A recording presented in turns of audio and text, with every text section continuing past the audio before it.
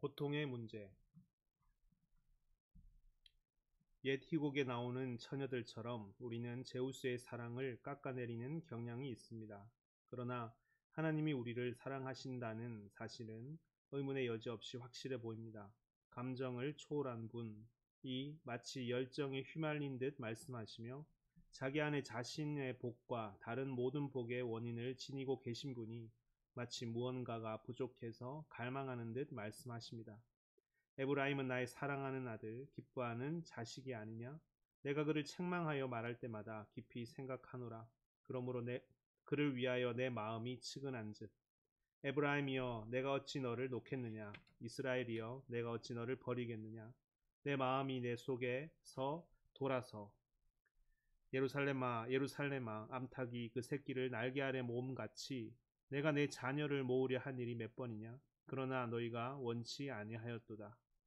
인간의 고통과 인간을 사랑하시는 하나님의 존재를 조화시키는 문제는 우리가 사랑이라는 말에 하찮은 의미를 부여하며 인간이 만물의 중심인 양 만물을 바라보는 한 결코 해결될 수 없습니다. 인간은 중심이 아닙니다. 하나님은 인간을 위해 존재하시지 않습니다. 인간은 자기 자신을 위해 존재하지 않습니다. 주께서 만물을 지으신지라 만물이 주의 뜻대로 있었고 또 지으심을 받았나이다. 우리를 만드신 주된 목적은 우리로 하여금 하나님을 사랑하게 하려는 데 있는 것이 아니라, 물론 이 목적도 있지만 하나님이 우리를 사랑하심으로써 우리를 그의 사랑이 아주 기쁘게 머물 수 있는 대상으로 만드시려는 데 있습니다. 하나님의 사랑을 향해 현재의 우리 모습에 만족하라고 요구하는 것은 하나님께 하나님이기를 그만두시라고 요구하는 것과 같습니다.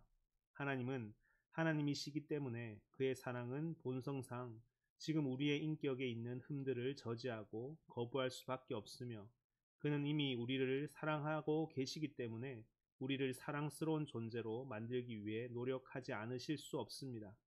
전보다 좀 나아졌다 해도 여전히 불순한 현재의 우리 모습에 만족해 주시기를 바랄 수는 없습니다.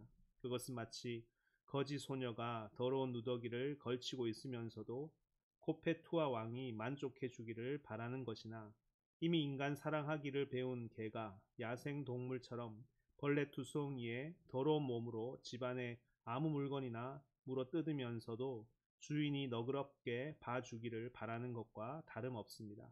지금 여기에서 우리가 행복이라고 부르는 것은 하나님이 계획하신 주된 목적지가 아닙니다.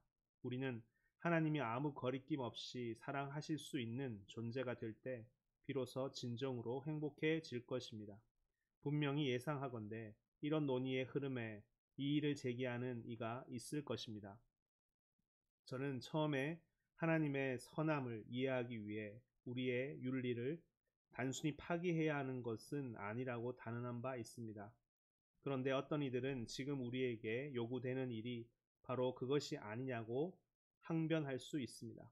그들은 제가 지금 하나님의 사랑이라고 말하고 있는 종류의 사랑은 인간 세계에서 이기적인 사랑 내지는 소유욕에 사로잡힌 사랑이라고 부를 만한 것으로서 자기의 만족이 아니라 사랑하는 이의 행복을 먼저 추구하는 사랑과 대조되는 것이 아니냐고 말할 수 있습니다.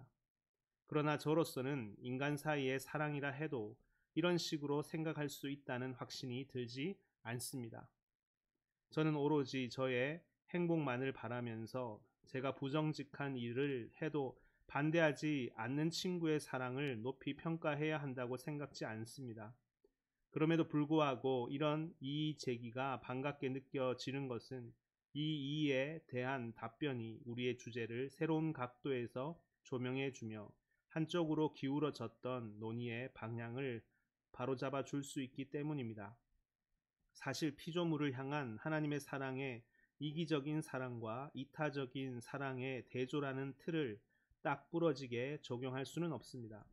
이해관계가 서로 충돌하여 이기심과 이타심 중에 선택을 내려야 하는 상황은 공동의 세계에서 살고 있는 존재들 사이에서나 벌어질 수 있기 때문입니다.